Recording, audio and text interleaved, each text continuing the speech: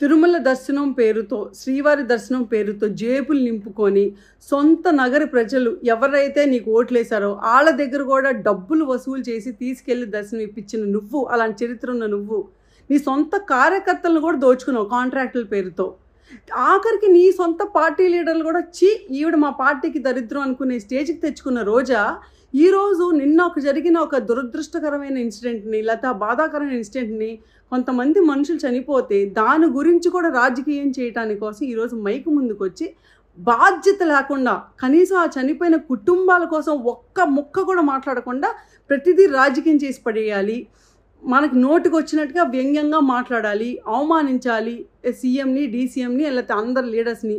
ఏంటమ్మా నువ్వు మాట్లాడే మాటలు?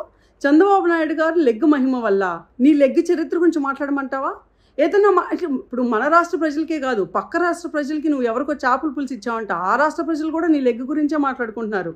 ఆ స్థితిలో ఉన్న నువ్వు ఇప్పుడు ఏమన్నా మేము మాట్లాడితే రేపొద్దున గ్లిజర్ని కళ్ళలో వేసుకొని మైకుల ముందుకు వచ్చి నన్ను పర్సనల్ అటాక్ చేస్తున్నారు అని మాట్లాడతావు. సిగ్గు సరే ఉందా? మీ లీడర్ లాగా ఈ లీడర్లు ఏమైనా ప్యాలెస్లో పడుకుంటున్నారా? రియా హాస్పిటల్లో అంతమంది చిన్నారులు చనిపోయారు ఆక్సిజన్ ఫెయిల్ అయితే. ఆ రోజు మీ లీడర్ ఏం పీకాడు మరి? ఈరోజు చంద్రబాబు నాయుడు గారి నుంచి పవన్ కళ్యాణ్ గారు కానీ ప్రతి ఒక్కళ్ళు ఈరోజు తిరుమలలోనే ఉన్నారు. అక్కడికి వెళ్ళి సీరియస్నెస్ ఏంటో తెలుసుకోవటమే కాకుండా ఓపెన్గా అక్కడ ఈఓల్ని, లేకపోతే డిప్యూటీ ఈఓల్ని, లేకపోతే పోలీస్ డిపార్ట్మెంట్ని ప్రతి ఒక్కరిని కాల్అవుట్ చేస్తా జరిగిన ఫాల్ట్కి రెస్పాన్సిబిలిటీ ఎవరు, మేము అకౌంటబిలిటీ తీసుకుంటున్నాం, రేపొద్దున ఇలాంటి జరగకుండా చూసుకుంటాం అని చెప్పి దానికి కొత్త ప్రణాళికలు కూడా యాడ్ చేస్తున్నారు. ఇంత చేస్తుంటే అప్రిషియేట్ చేయకపోగా సిగ్గు సరం లేకుండా బురద చల్లటానికి ట్రై చేస్తావు. ఇది ఈ సిచ్యువేషన్ వాడుకుని 6 చనిపోతే ఇది కాదా మీ బతుకులు? ఫ్లడ్స్ అప్పుడు ఇదే ధోరణి. ఆ రోజు ₹1 కోటి ప్రకటించాడు, ఈ రోజు దాకా ఇవ్వలేదు జగన్మోహన్ రెడ్డి. ఏ రోజున అడిగావా నీ లీడర్ని?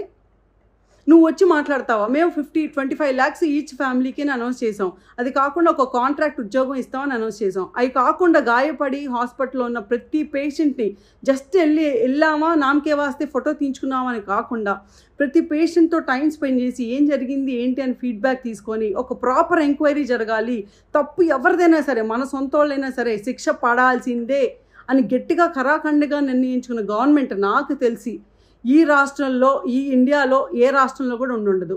అందరూ అప్రిషియేట్ చేయాలి. యాక్సిడెంట్స్ ఎక్కడైనా జరుగుతాయి, కానీ యాక్సిడెంట్ని ఓన్ చేసుకొని ఏ అన్ఫార్చునేట్ ఇన్సిడెంట్ అయినా సరే దాన్ని ఎలా మళ్ళీ రిపీట్ అవ్వకుండా చూసుకోవాలి అని చెప్పి బాధ్యతగా వ్యవహరించే గవర్నమెంట్ ఏదైనా ఉందంటే అది ఎన్డీఏ గవర్నమెంట్ మాత్రమే. నీకేమాత్రం సిగ్గున్నా నోరు మూసుకొని ఇంట్లో కూర్చో చాలు. అదొక్కటే నువ్వు ప్రజలు చేసే మేలు. Thank you.